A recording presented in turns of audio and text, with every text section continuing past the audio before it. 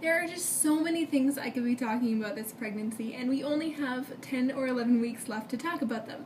One of those things for me is placentas. Dun dun dun. Now, I wanted to chat a little bit about consuming your placenta. If you've never heard of this, this is usually referred to as placenta encapsulation, and it's really common through the more natural community of moms. We're actually the only mammals who don't consume our placentas after birth. And I think it's mostly just because we have the ick factor and other mammals don't. Placenta encapsulation is the most common way to do it, and it just is where you take the placenta after it's birthed and everything, and somebody else might do it for you. People, sometimes doulas or midwives do it for a fee, and basically the placenta gets steamed, dehydrated, crushed into fine powder, and put into capsules, and then you take them just like pills after the birth. The benefits of consuming your placenta are huge.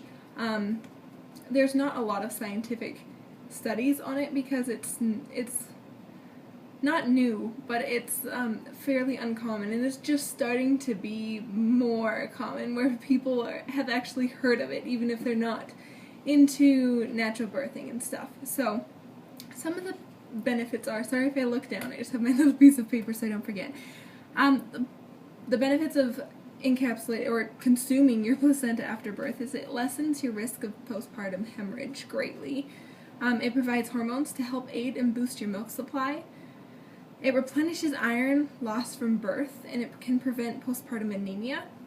It balances out your hormone levels, so you're not on as crazy of a roller coaster after birth. It provides a natural pain relief from labor and birth, so like with all, it can provide relief from all those after birth cramps and contractions. If you, I don't know, I never had them.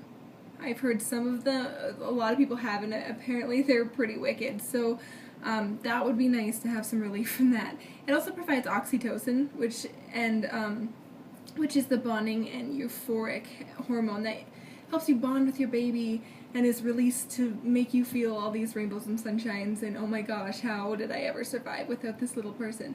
And it replenishes all your vitamin Bs. It gives you it's got just packed with B vitamins, and it offers your body protein for energy and gives you a lot more energy after birth.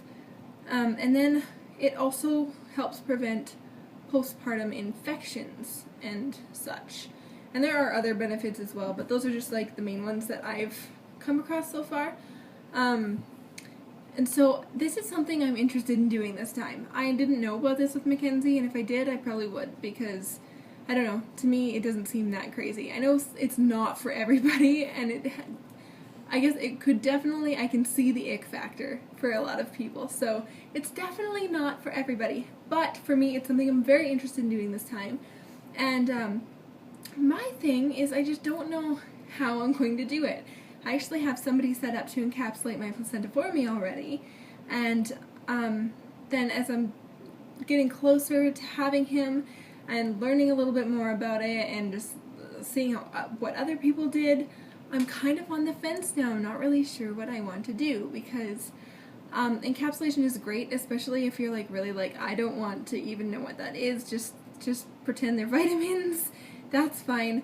But for the benefit wise, apparently there are several ways you could consume a placenta. You could go with encapsulation. Some people eat it raw. And raw usually doesn't mean like what you picture is like chomping down on placenta. That'd be kind of interesting and gross. But some people cook it and they put it into anything that they make recipes out of it that would normally have like a beef or a liver in it. They just replace it with that. Some people consume it in smoothies. Some people do like little chunks that they just swallow like pills. Some people make it into jerky and eat it like that. There are a lot of different ways. And then of course there's the encapsulation, and I'm sure there's a couple more ways you could get it into you, but that's what's coming to the top of my head right now. So I personally am between encapsulation and smoothies, because I've researched that the benefits of either could be very different, because cooking it can take away nutrients and vitamins and a lot of the effect necessarily than eating it raw. However, I also heard that eating it raw can give some women like a major adrenaline rush, almost like they have one of their smoothies or whichever and they feel like jittery, like they had a coffee that was way too big for them or something. So that I guess is a negative effect of maybe having it raw. But overall, the benefits are supposed to be highest in its raw form from everything I've read. It's hard. There's not a whole lot of information out there on it, besides, you know, why it's beneficial and stuff. So there's not a lot of information on the different ways to do it and which way is better. Traditional Chinese medicine, they just recommend steaming it, like cooking it with warming spices, because they believe that mothers after birth should ingest only warm things, part of good qi and stuff. So I'm really unsure what to do. So this is why I wanted to talk about this with you, is I wanted to know what you did, and if you've consumed your placenta, what did you do? And would you consume your placenta? Is that too weird for you? Let me know, and let me know what you did or what you would do you think. For me, I should say that the smoothie thing is not really gross to me, because how I would prepare that would be the placenta gets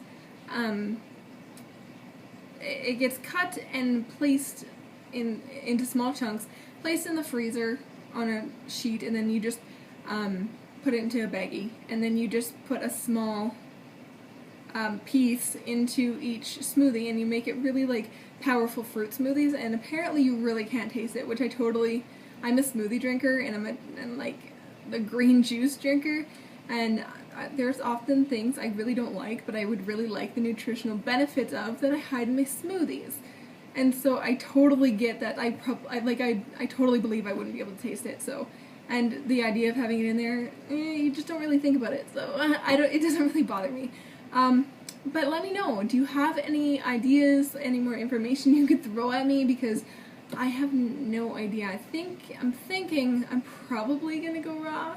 But if you've heard of any pros or cons to either, or benefits one over the other between encapsulation or raw,